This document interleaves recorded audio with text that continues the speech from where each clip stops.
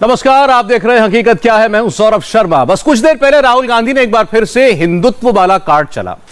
अब राहुल गांधी ने किसे कायर कहा, किसको कहा डरना बना है, लेटेस्ट डेवलपमेंट क्या है बता रहे हैं। क्या मोदी विरोधी और योगी विरोधी मिलकर कोई नई साजिश रच रहे हैं और इनका टारगेट मोदी और योगी की बदनामी है?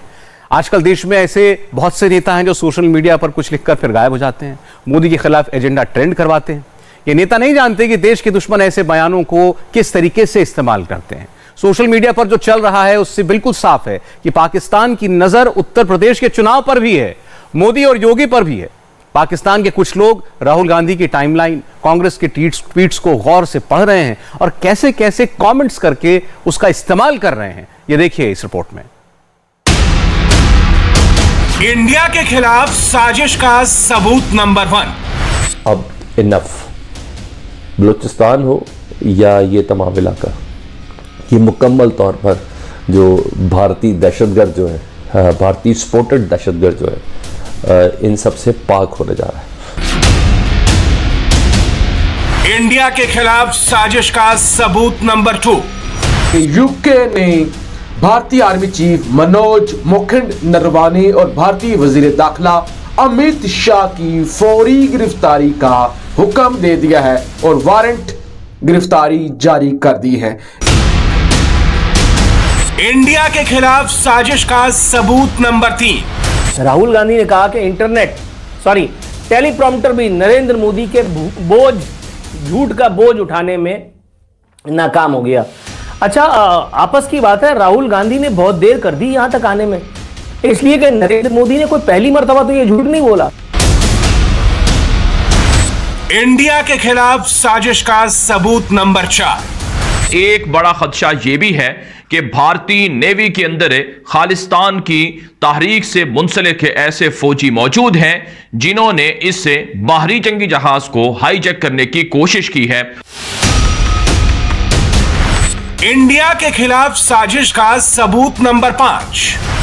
जिस तरह की भारत से खबरें आ रही हैं, पाकिस्तान और भारत की जंग का खतरा बढ़ चुका है। याद रखिए, इस वक्त मोदी को पाकिस्तान पर हमला करने की शदीद जरूरत है। पाकिस्तान ने इंडिया के खिलाफ झूठ की फैक्ट्री बनाई है, जिसका एक एक वीडियो, एक एक बातें सब भारत विरोधी दुष्प्रचार है। ये पाकिस्तान का वो टूल किट है जो सोशल मीडिया पर एंटी इंडिया प्रोपेगेंडा फैला रहा है। हिंदुस्तान की साधारण खबरों को एंटी इंडिया एंगल कैसे दिया जाता है, ये फेक न्यूज कैसे काम करते हैं, ये सब आपको बताएंगे। भारत में बहुत सारे लोग इन वीडियोस को देखते, सुनते और कुछ तो इन पर 100% यकीन भी करते हैं। इसलिए आज प्रधानमंत्री मोदी ने इस साजिश को एक्सपोज करके देश को खबरदार किया और इंटरनेशनल प्रोपेगेंडा वॉर का मुकाबला इंडिया कैसे करेगा, इसका रास्ता भी बताया। आप सभी इस बात के साक्षी रहे हैं कि भारत की छवि को धूमिल करने के लिए किस तरह अलग अलग प्रयास चलते रहे हैं। इसमें अंतर्राष्ट्रीय स्तर पर भी बहुत कुछ चलता रहता है। इससे हम ये कहकर पल्ला नहीं झाड़ सकते कि ये सिर्फ राजनीति है। ये राजनीति नहीं है, ये हमारे देश का सवाल है। और जब हम आजादी का अमृत महोत्सव मना रहे हैं तो ये भी हमारा दायित्व है कि दुनिया भारत को सही रूप में जाने। ऐसी संस्थाएं जिनकी अंतर्राष्ट्रीय क्षेत्र में दुनिया के कई देशों में उपस्थिति है, वो दूसरे देशों के लोगों तक भारत की सही बात को पहुंचाए। भारत के बारे में जो अफवाहें फैलाई जा रही हैं, उनकी सच्चाई वहां के लोगों को बताएं, उन्हें जागरूक करें।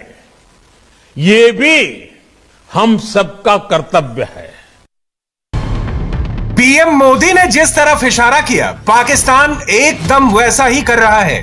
पाकिस्तान को सबसे ज्यादा मुश्किल इंडियन आर्मी के एक्शन से होती है। भारत विरोधी प्रोपेगेंडा चलाने वालों का ये फेवरेट सब्जेक्ट है, कश्मीर और इंडियन आर्मी। इन दोनों मुद्दों पर सबसे ज्यादा फर्जी खबरें चलाई जाती हैं। इंडिया की इमेज खराब करने की कोशिश बॉर्डर पार से हो रही है। फर्स्ट एग्जांपल देखिए। फैसल तारड़ स्पीक्स नाम से एक यूट्यूब चैनल ने 19 जनवरी को एक वीडियो अपलोड किया जिसमें झूठा दावा किया कि ब्रिटेन ने भारत के आर्मी चीफ और होम मिनिस्टर की गिरफ्तारी का ऑर्डर दिया है। इस फर्जी वीडियो को 14,000 से ज्यादा लोग देख चुके हैं। इस वीडियो में पाकिस्तान और तुर्की के अखबारों में छपा एजेंडा भी दिखाया गया है। इमरान खान के इशारे पर एक लॉ फर्म ने लंदन पुलिस से कश्मीर पर इन्वेस्टिगेशन और अरेस्ट करने की रिक्वेस्ट की है, लेकिन अब दावा है कि गिरफ्तारी का वारंट जारी हो गया है। हालांकि इस अर्जी का नतीजा कुछ भी नहीं होगा क्योंकि कश्मीर भारत का अभिन्न हिस्सा है और आर्टिकल 370 हटने और पाकिस्तानी आतंकियों के एनकाउंटर से इमरान सरकार बौखला गई।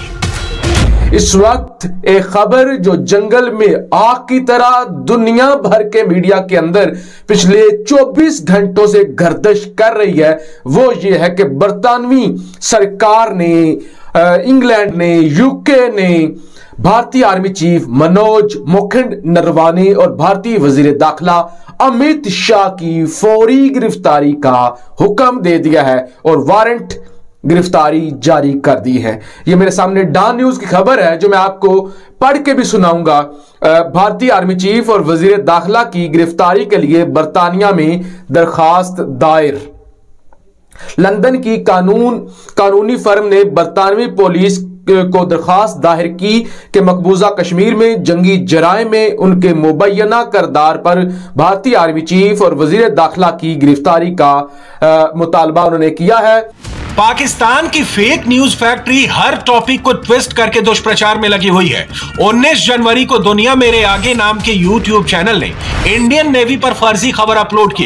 इंडियन नेवी के युद्धपोत INS रणबीर पर धमाका हो गया। गैस लीक का शक है, लेकिन पाकिस्तानी दावा कर रहे हैं कि युद्धपोत पर चीन या पाकिस्तान ने हमला कर दिया। यानी किसी सच्ची खबर में एजेंडा मिलाकर फर्जी खबर बनाई जाती है। वीडियो जितना फर्जी हो उसे व्यूज उतने ही अधिक मिलते हैं। इस वीडियो को 25,000 से अधिक व्यूज मिल चुके हैं और हजारों ने लाइक भी किया है। भारत से ताजा और बड़ी खबरें हैं वो आपके सामने रखने जा रहे हैं। एक बड़ी खबर सामने आ रही है कि भारत के बाहरी जंगी जहाज के अंदर खौफनाक धमाके हुए हैं जिससे भारतीय बाहरिया के 3 फौजी मारे गए हैं और 15 से जायद जख्मी हुए हैं। जो धमाके होने की जो असल वजह है वो तो मालूम नहीं हुई है, लेकिन जो खदशात हैं वो जाहिर किए जा रहे हैं कि या तो चाइना ने किसी तरीके से ये धमाके किए हैं या फिर पाकिस्तान का इसमें हाथ है।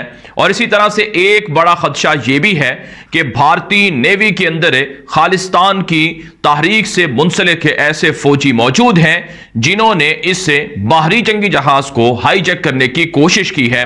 पाकिस्तान में ISI की मदद से ये प्रोपेगेंडा कंटेंट तैयार होता है। पाकिस्तान में भारत के लिए और मोदी के लिए बहुत नफरत है, इसलिए ये भारत को बदनाम करके भारत की तीनों सेनाओं के खिलाफ फर्जी खबरें चलाकर खुद को तसल्ली देते हैं। ऐसे एक नहीं कई वीडियोस हैं, सबका मकसद एक है, किसी भी तरह इंडिया का नाम खराब करो।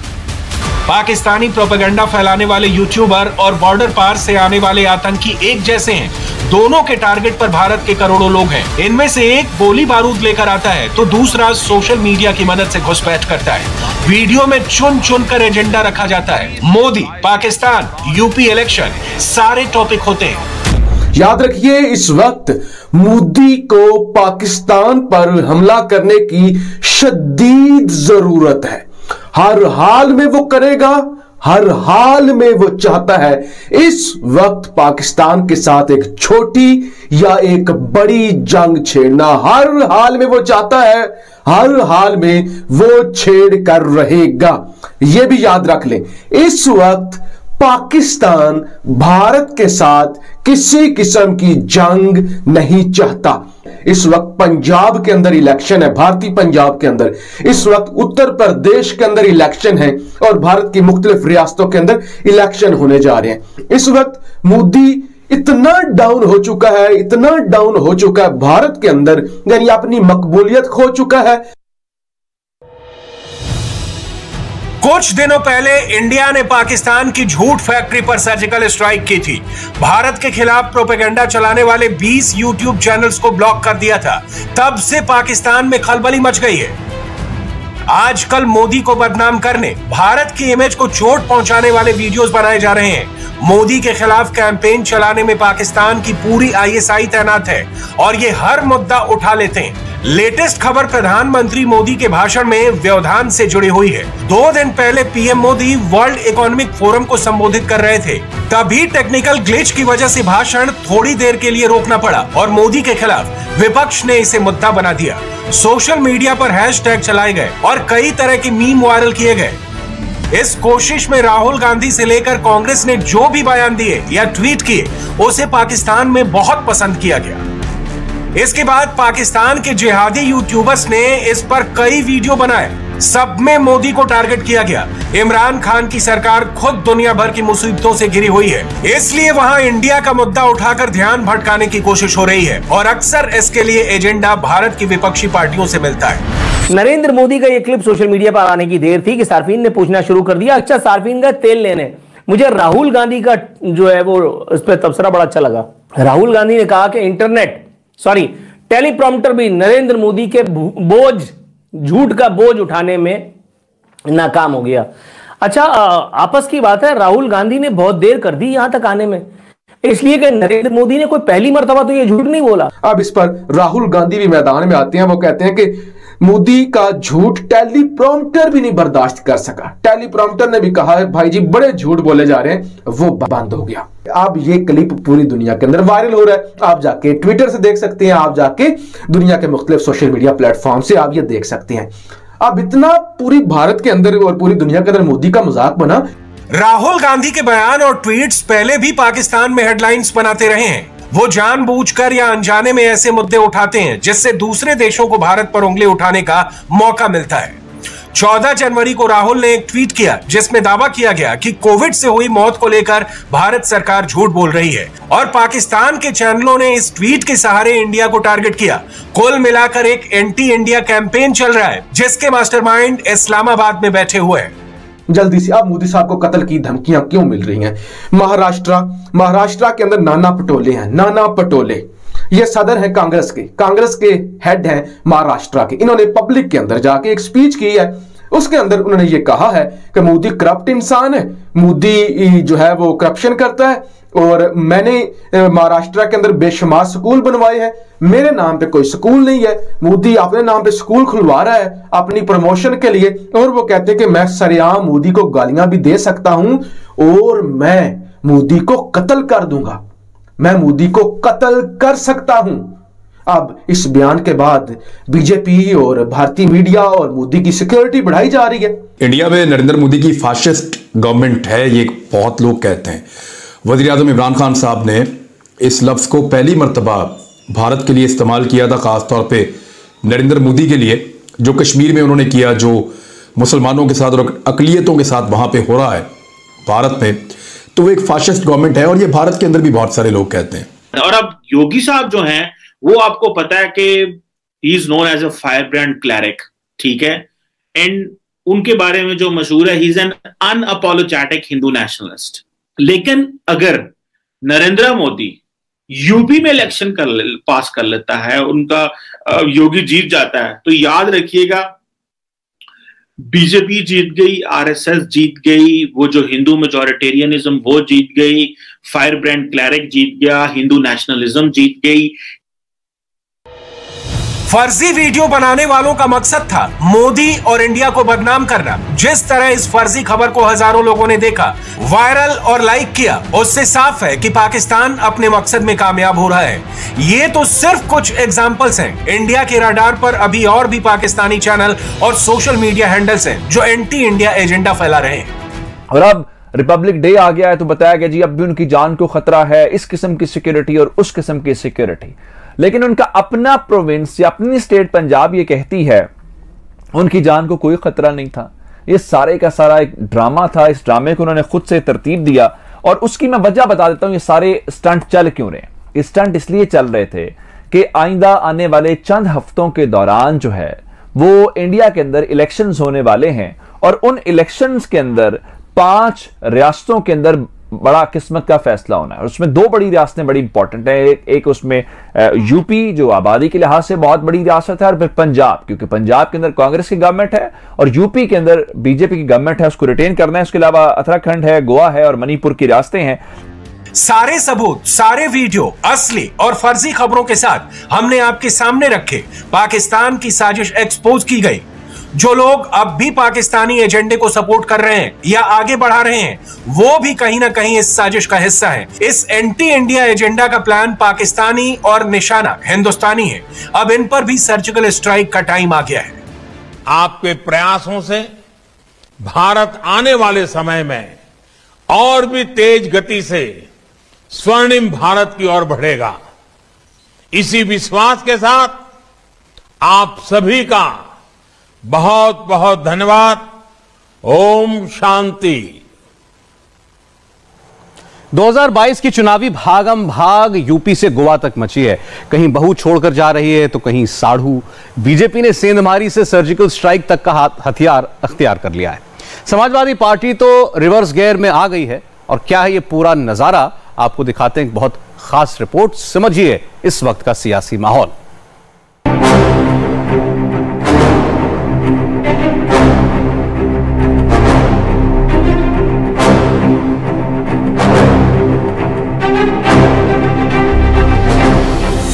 एक दिन पहले बहू गई बीजेपी,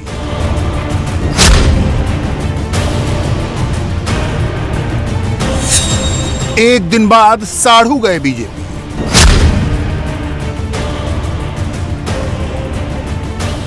मुलायम परिवार में बीजेपी ने गहरी सेंधमारी की ठानी है। औरैया से समाजवादी पार्टी के विधायक रहे प्रमोद गुप्ता ने आज लक्ष्मीकांत वाजपेयी के चरण स्पर्श कर बीजेपी ज्वाइन कर ली। मगर ये स्ट्राइक सिर्फ समाजवादी पार्टी पर नहीं है। बीजेपी की ओर पार्टियों का ये पलायन चौतरफा है। एक प्रमुख चेहरा प्रियंका गांधी की चहेती प्रियंका मौर्य का भी है। लड़की हूँ मैं, लड़ सकती हूँ, घर घर अलग जगाई है। लड़की हूँ मैं, लड़ सकती हूँ। जी हाँ, प्रियंका गांधी की इस महत्वाकांक्षी मुहिम की पोस्टर गर्ल प्रियंका मौर्य भी प्रमोद गुप्ता के ही साथ बीजेपी में शामिल हुई। बीजेपी ज्वाइनिंग कमेटी के मुखिया लक्ष्मीकांत वाजपेयी किस अंदाज में दोनों का स्वागत किया, पहले ये सुनिए। औरैया के निवासी पूर्व में विधायक आदरणीय श्री प्रमोद गुप्ता जी भारतीय जनता पार्टी परिवार में शामिल हुए हैं। मैं एक उल्लेख यहां पर करना चाहता हूं, वैसे संभवतः आप सबको जानकारी है, लेकिन पुनः स्मरण कराना चाहता हूं आपको। मुलायम सिंह जी के परिवार से, वो हमारे आदरणीय हैं, विपक्ष के राष्ट्रीय नेता हैं, उनके परिवार से समधी उनके शामिल हो चुके हैं, श्री हरिओम यादव की, उनकी पुत्र वधू अपर्णा यादव जी शामिल हो चुकी हैं, और आज उनके साढ़ू प्रमोद गुप्ता जी भारतीय जनता पार्टी परिवार में शामिल हो रहे हैं। और परिवार में साढ़ू की क्या कीमत होती है ये आप सब लोग जानते हैं। ये आज भाजपा में शामिल हो रहे हैं, कितना बड़ा संबल भाजपा को मिलेगा ये सब आप उससे तथ्य से विदित हैं। एक बहन कहूं या बेटी, प्रियंका मौर्य 2012 में होम्योपैथिक चिकित्सक के रूप में अपना कार्य क्षेत्र प्रारंभ किया, और कांग्रेस का जो प्रचार अभियान बहन प्रियंका वाड्रा जी ने शुरू किया है, मैं लड़की हूं लड़ सकती हूं, कि poster girl doctor Priyanka Maurya भी आज भारतीय जनता पार्टी परिवार की सदस्य बन रही है। कांग्रेस तो खैर अभी यूपी की सियासी लहर में नैया संभाल रही है, मगर समाजवादी पार्टी में इस कदर भगदड़ क्यों मची है, इसे समझने के लिए प्रमोद गुप्ता इस वक्त सबसे बेहतरीन चावल है। प्रमोद गुप्ता मुलायम सिंह यादव की पत्नी साधना गुप्ता के बहनोई हैं। इसी रिश्ते से वो मुलायम सिंह यादव के साढ़ू लगते हैं। 2012 में वो औरैया के विधूना से समाजवादी पार्टी के विधायक बने। तब तक पार्टी में मुलायम सिंह यादव की चलती थी। 2017 में उपेक्षित प्रमोद गुप्ता शिवपाल के साथ चले गए। अब चाचा शिवपाल ने खुद भतीजे अखिलेश से गठबंधन कर लिया। दूसरी ओर जिस विनय शाक्य को उन्होंने हराया था वो समाजवादी पार्टी में शामिल हो गया। अब प्रमोद गुप्ता की रही सही उम्मीद भी खत्म हो गई है। परिवार को लेकर अखिलेश यादव के रवैये पर उनकी राय क्या है, हमारे सहयोगी विशाल प्रताप सिंह ने उनसे बात की। मुलायम सिंह यादव के साढ़ू प्रमोद गुप्ता जी हमारे साथ मौजूद हैं। आज भारतीय जनता पार्टी उन्होंने ज्वाइन किया है। प्रमोद जी, भारतीय जनता पार्टी ज्वाइन करने का सबसे बड़ा कारण क्या है? आप तो समाजवादी पार्टी के मुखिया के साढ़ू हैं। माननीय अखिलेश जी मुलायम सिंह यादव जी की बात नहीं मानते। उन्होंने कई बार कहा हमारे अर्पणा के लिए, लेकिन उन्होंने नजरअंदाज कर दिया। और हम लोग जितने समाजवादी लोग हैं अखिलेश जी उन्हें पसंद नहीं करते।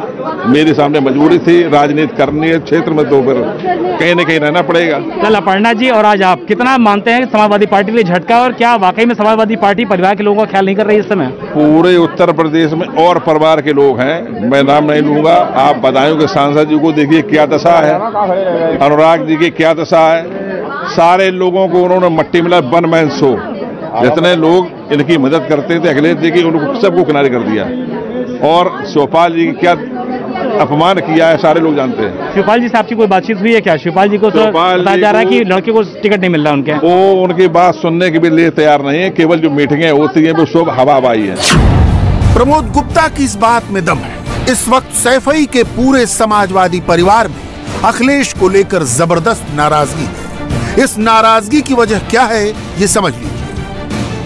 2019 के लोकसभा चुनाव में समाजवादी पार्टी से 5 उम्मीदवार जीते। इनमें मात्र 2 मुलायम और अखिलेश यादव परिवार से थे। बाकी के 3 आजम खान, शफीकुर रहमान बर्क और एसटी हसन मुसलमान। अब 2024 में क्या होगा कौन जानता है। फिलहाल यादव परिवार का हर शख्स अपने लिए 2022 में हिस्सेदारी चाहता है, मगर अखिलेश यादव बोल चुके हैं कि वो परिवार के किसी सदस्य को टिकट नहीं देने वाले। आइए विधानसभा चुनाव में परिवार के कितने दावेदार हैं इसे समझते हैं। बदायूं से सांसद रहे धर्मेंद्र यादव के भाई अनुराग यादव लखनऊ की सरोजनी नगर सीट से टिकट चाहते हैं। 2017 में उन्हें बीजेपी की स्वाति सिंह ने हराया था, मगर इस बार उन्हें टिकट मिलने की उम्मीद नहीं है। इसकी एक वजह उनकी बहन संध्या का बीजेपी में जाना भी है। अखिलेश यादव ने चाचा शिवपाल से समझौता कर लिया। शिवपाल 5 साल बाद समाजवादी पार्टी के दफ्तर गए थे। अखिलेश ने शर्त रख दी, चुनाव हमारे सिंबल पर लड़ना होगा। शिवपाल 6 सीट चाहते थे, अभी 2 सीट के लाले पड़े हैं। सिर्फ जसवंत नगर सीट का पक्का है।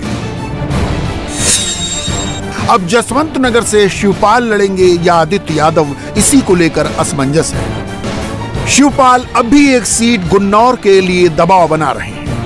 इसके अलावा परिवार के 2 पूर्व सांसद हैं, फिरोजाबाद से राम गोपाल यादव के बेटे अक्षय यादव, मैनपुरी से सांसद रहे लालू यादव के दामाद तेज प्रताप सिंह तेजू, मुलायम सिंह यादव के भाई रणवीर सिंह के बेटे तेज प्रताप तेजू की शादी लालू की बेटी राजलक्ष्मी से हुई है। 2019 में उन्हें हटाकर मुलायम खुद मैनपुरी से लड़े और बहुत थोड़े मार्जिन से जीते। अब तेजू का क्या होगा खुद उन्हें भी नहीं पता। अखिलेश लगातार कह रहे हैं टिकट का आधार विनेबिलिटी है। टिकट किसको मिलना है किसको नहीं मिलेगा ये क्षेत्र और जनता पर निर्भर करता है, और हमारी इंटरनल सर्वे रिपोर्ट पे भी निर्भर करता है। एक बात तो साफ है कि समाजवादी पार्टी ने जिनको लिया है और जिनको साथ लेकर के आए हैं उनका जनाधार है और व्यापक जनाधार है। जिन लोगों को समाजवादी पार्टी में जोड़ा है और आज जरूरत के हिसाब से और जिन राजनीतिक परिस्थितियों में आज चुनाव आगे बढ़ रहा है उसमें समाजवादी पार्टी का कोई मुकाबला नहीं कर सकता। उत्तर प्रदेश की जनता बदलाव चाहती है, परिवर्तन चाहती है। उत्तर प्रदेश की जनता भारतीय जनता पार्टी को हटाना चाहती है। उस विकल्प में समाजवादी पार्टी के साथ इतने बड़े पैमाने पर जनता खड़ी है और जनता का साथ देने के लिए समाजवादी लोग खड़े हैं। आइए अब प्रियंका गांधी की पोस्टर गर्ल प्रियंका मौर्य की बात कर लेते हैं। आखिर प्रियंका मौर्य ने कांग्रेस का दामन छोड़ बीजेपी के आंगन में कदम क्यों रखा? लड़की हूं लड़ सकती हूं के अलावा प्रियंका मौर्य कांग्रेस में महिला मोर्चा की उपाध्यक्ष थी। वो प्रोफेशनली होम्योपैथी डॉक्टर भी है। लखनऊ की सरोजनी नगर सीट से दावेदार थी, मगर सरोजनी नगर से कांग्रेस ने दूसरे उम्मीदवार को टिकट दे दी। प्रियंका मौर्य का दर्द यह है कि टिकट न मिला न सही। प्रियंका गांधी ने उनसे बात करना भी गवारा न समझा। हमारे सहयोगी मनीष भट्टाचार्य ने प्रियंका के बीजेपी ज्वाइन करने से एक दिन पहले ही उनसे बात की।